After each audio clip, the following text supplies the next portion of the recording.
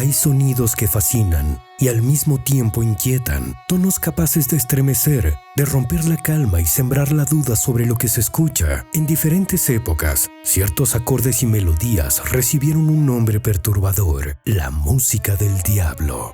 No era un género, no era un estilo, era más bien una sombra proyectada sobre lo prohibido, lo que sonaba demasiado peligroso para ser aceptado sin sospecha. Imagina un intervalo musical, apenas unas notas colocadas en tensión, que en la Edad Media y el Renacimiento fueron evitadas con cautela. Ese intervalo era conocido como el diabolus sin música. Su efecto auditivo era tan desconcertante como desestabilizador. El tritono, como lo llamaron los teóricos, parecía desafiar la armonía de la música sacra. No era censurado oficialmente, pero tampoco se miraba con buenos ojos que apareciera en un canto litúrgico. Así, el simple choque de dos notas pasó a cargar con una reputación oscura. Siglos después, un violinista italiano recorrería Europa con un virtuosismo que rayaba en lo inhumano. Niccolò Paganini no solo dominaba su instrumento, parecía doblar sus cuerdas a voluntad, arrancando de ellas sonidos imposibles. Su figura delgada, sus manos desproporcionadas y su mirada intensa alimentaron rumores que lo acompañaron hasta su final. El público no encontraba explicación para su talento, así que la explicación más inquietante se volvió la más aceptada. Había hecho un pacto con fuerzas prohibidas.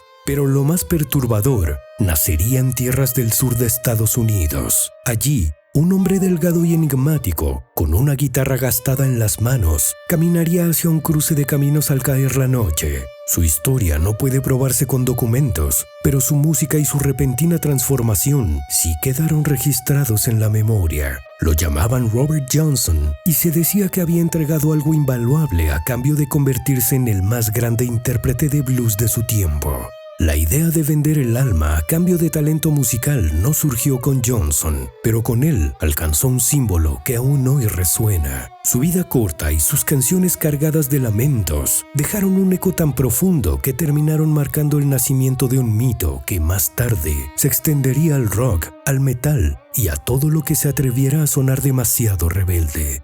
Y aquí comienza el verdadero misterio, porque una y otra vez, a lo largo de los siglos, la música que rompe moldes termina acusada de ser obra del diablo.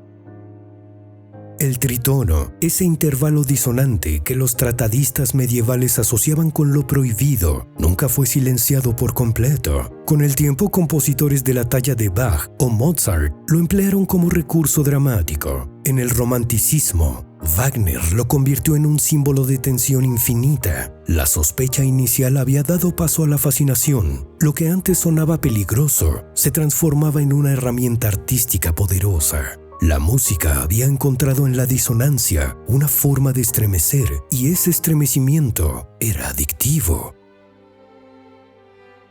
Con Paganini ocurrió algo similar. Su virtuosismo no era producto de un pacto secreto, sino del entrenamiento incansable y probablemente de una enfermedad que le otorgaba una elasticidad extraordinaria en las manos. Sin embargo, el rumor del pacto resultaba más atractivo que la explicación médica. Su figura demacrada, sus conciertos casi teatrales y su aura de misterio crearon un espectáculo que trascendía la música. Quienes lo escuchaban creían estar presenciando algo más que técnica. Lo sentían como un desafío a las reglas del mundo.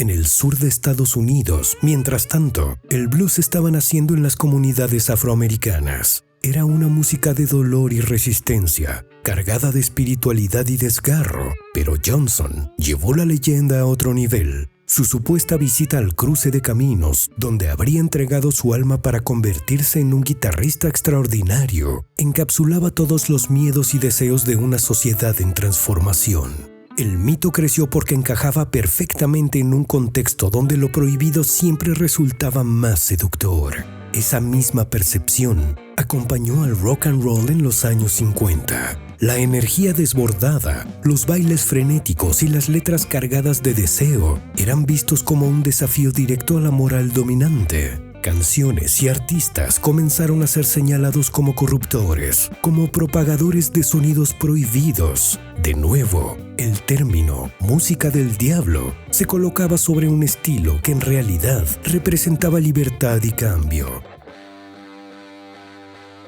El heavy metal surgió en los años 70 y llevó la relación con lo oscuro a un nuevo extremo. Los nuevos grupos utilizaron riffs basados en el tritono y letras cargadas de simbolismo sombrío. Lo hicieron como una forma de provocar, de confrontar a un público que todavía veía en lo prohibido un campo de batalla cultural. Con el tiempo, subgéneros enteros como el thrash, el death o el black metal expandieron la estética, incorporando imágenes y referencias a fuerzas malignas como parte del espectáculo. Durante los años 80, la llamada Satanic Panic en Estados Unidos acusó a estas bandas de corromper a los jóvenes, de inducirlos a prácticas oscuras e incluso de ser responsables de actos violentos. Sin embargo, la mayoría de estas acusaciones carecían de pruebas. Lo que realmente ocurría era otra cosa. La música había encontrado una manera de canalizar los temores colectivos. Lo inquietante no era la música en sí, sino lo que la sociedad proyectaba sobre ella. Ese ciclo se repite una y otra vez. El jazz, en sus primeros tiempos, fue acusado de ser música inmoral. El tango fue censurado en algunos países por considerarse indecente. El rap y el reggaetón recibieron críticas similares en décadas recientes. Parece que cada generación encuentra su propio diablo sonoro, aquello que sacude las normas establecidas y que precisamente por eso termina estigmatizado. Lo que se llamó música del diablo nunca fue obra de fuerzas sobrenaturales. Fue el reflejo de un miedo constante a lo desconocido, a lo que rompe reglas. Con el paso de los años, lo que antes era visto como peligroso terminó en auditorios, academias y listas de reproducción cotidianas. Al final, la idea de la música del diablo revela más sobre el miedo a la transgresión que sobre la música misma. Cada acorde acusado de peligroso, cada melodía censurada, terminó mostrando lo mismo, que lo prohibido siempre atrae y que la música, con su poder de emocionar, es capaz de desafiar cualquier frontera. Y aunque hoy se mire con distancia aquello que alguna vez se llamó diabólico, la verdad es que esa sombra sigue siendo parte del encanto, porque cada vez que una nueva música incomoda, cada vez que suena demasiado libre o demasiado atrevida, alguien vuelve a susurrar el mismo nombre: la música del diablo. Suscríbete. Si te gustan las historias, mira este video y esta lista de reproducción.